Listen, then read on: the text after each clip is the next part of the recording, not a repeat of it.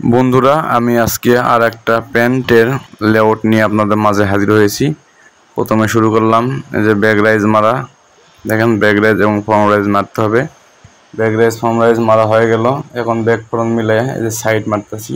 দেখেন সাইড মারা কিভাবে মারতে হয়। সাইড প্যান্টের উপরের অংশ থেকে মারা শুরু করে মাঝখানে দুইটা কাটমার আছে, কাটমার ধরে ধরে, যদিও বড় বডি হয় তাহলে অবশ্যই দুই টানে করতে হবে, তা না হলে একদিকে কম বেশি টান পড়লে আবার শেয়ারিং আসতে পারে। অতএব আমরা সমানভাবে কাটমার্কে মিলিয়ে 3 টানে সাইড মারব, তাহলে আমাদের সব জায়গায় সমানভাবে সাইড মারা হবে।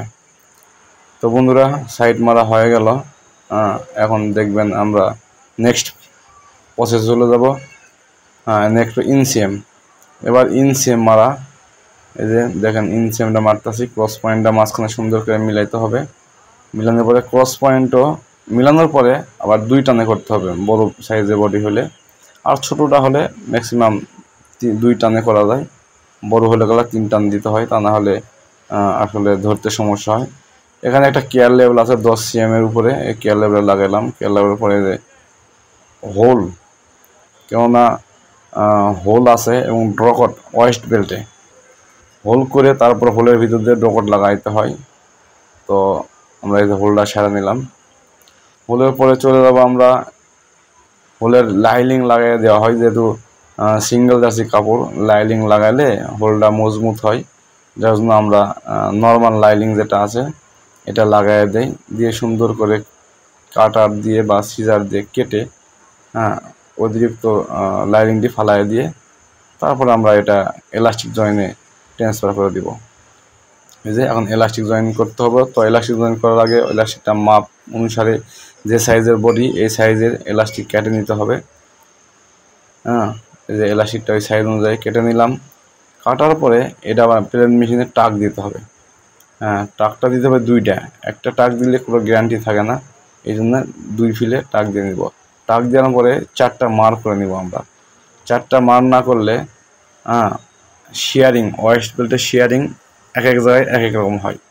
এই জন্য মার্ক করে আমরা এই যে ওয়েস্ট বেল্ট জয়েন করব। দেখেন এই যে মিলাইলাম। এরপর পয়েন্ট 4টা পয়েন্ট মিলাইতে হবে। এই যে একটা পয়েন্ট মিলাইয়া পার করে দিলাম। এই যে আর একটা পয়েন্ট এই যে মিলাইতে হবে। কোনো কাটাকাটি করা যাবে না, কাটলে শেপটা নষ্ট হয়ে যাবে। এই যে 3 নাম্বার পয়েন্ট মিলাইয়া ধরলাম। বাস, এই যে 4 নাম্বারটা যায় সুন্দর করে টান দিয়ে মিলাইয়া কোনো কাটাকাটি ছাড়াই সুন্দর করে করতে হবে। এরপরে মেন লেভেল, সাইজ লেভেল আছে। প্রতিটা গার্মেন্টসের একটা করে সাইজ থাকে। তো এই যে আমি এখানে সাইজ লেভেল লাগাবো। সাইজ লেভেল লাগানো হয়ে গেল। এখন ওয়েস্ট বেল্ট টপ সিনের আগে 4টা পয়েন্টের টাক দিয়ে নিতে হবে।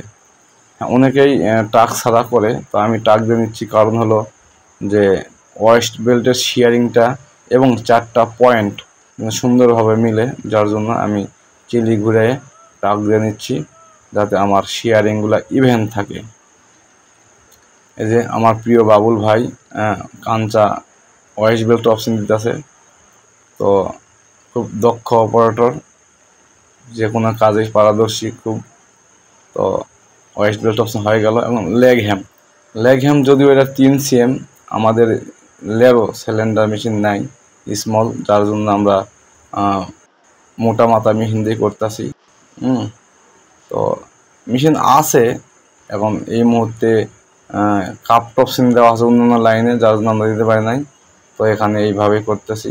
এই যে কাপ আমার চিলির লেগ হ্যাম হয়ে গেল। এই যে টেবিলে সুতা কাটতেছে। সুতা কাটা হয়ে গেলে এই যে কমপ্লিট গার্মেন্টস দেখেন, সুন্দর একটা বডি।